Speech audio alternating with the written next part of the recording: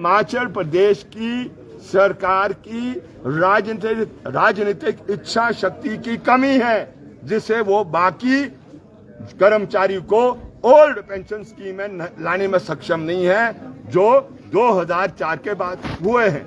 और ये भी मैंने कह दिया है कि अब देश की जनता और प्रदेश की जनता आने वाले समय में एजेंडा तय करने वाली है कि कौन राज करेगा, किसकी सरकार बनेगी और किस आधार पर चलेगी और क्या करेंगे।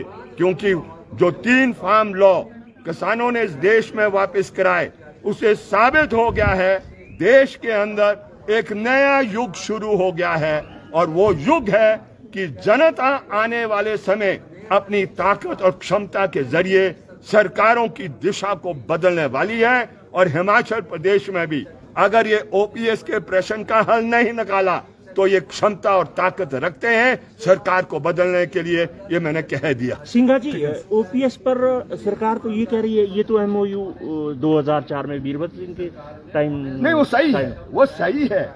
मैंने अंदर कहा भी यार, जो संशोधन रूल में हुआ, जो सीसीएस के रूल्स 1972 के थे, जो 2003 15 मई तक चल रहे थे, वो स्थगित किए गए और न्यू रूल्स अगस्त 2006 में लाए गए।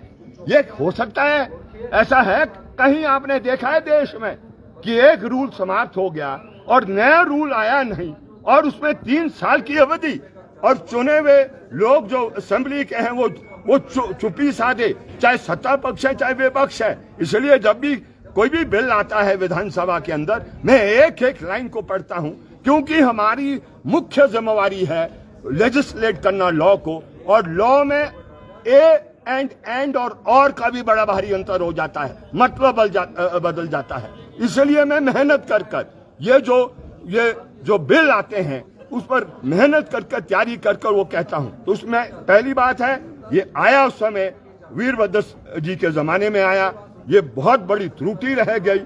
और लेकिन ये जो कहना कि ये पैसा वापस नहीं होगा, एमओयू नहीं है, ये मेरा पैसा है। मैं बैंक में जब पैसा जमा करता हूं तो बैंक मालिक नहीं हो जाता है, बैंक सिर्फ कस्टोडियन है।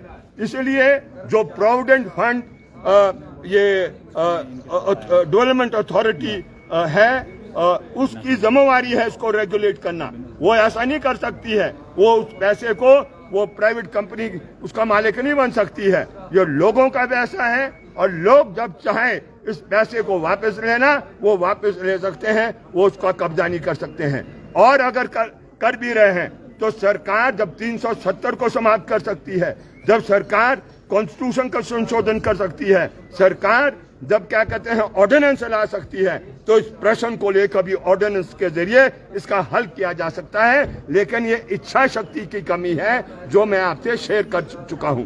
हालांकि जब मैं 370 कह रहा हूं, मैं इस पक्ष में नहीं हूं कि 370 समाप्त होना चाहिए था, लेकिन ऐसा काम भी सरकार ने कर दिया जो कर नहीं सकती थी। वो ऑर्डिनेंस के जरिए और पिछले रास्ते के जरिए उस 370 को भी समाप्त किया। अविश्वास प्रस्ताव का समर्थन करने का तर्क आपका क्या है? देखिए, तर्क ये है, लोगों की पीड़ा बढ़ गई है, किसान संकट के दौर से गुजरा है। 3 महीने से अधिक जो दोपहर का भोजन बनाता है उसको वेतन नहीं मिला है। पानी खोलने वाले को 4 घंटे की ड्यूटी कहा जा रहा है, जो आउटसोर्स में रखा है, उसे 8 से 10 घंटे लिए जा रहे हैं। सारा हिमाचल प्रदेश आज टूट गया है, घर बह गए हैं, खेत खलियान खत्म हो गए हैं लोगों के। और अगर सरकार उसमें हस्तक्षेप नहीं कर पा रही है तो यह सबसे दुर्भाग्य बात है। इसलिए ये नो कॉन्फिडेंस बिल लाया गया था, ये नो कॉन्फिडेंस ये प्रस्ताव लाया गया था, जिससे कि ध्यान सरकार का आकर्षित किया जाए, उसको समझाया जाए। ये पीड़ा के प्रश्न है, सारे प्रश्न सरकार के सामने नहीं आते हैं, बहुत से प्रश्न विपक्ष के पास आते हैं, और इसलिए विपक्ष की जिम्मेवारी बनती है उन प्रश्नों को सदन के अंदर उठाना।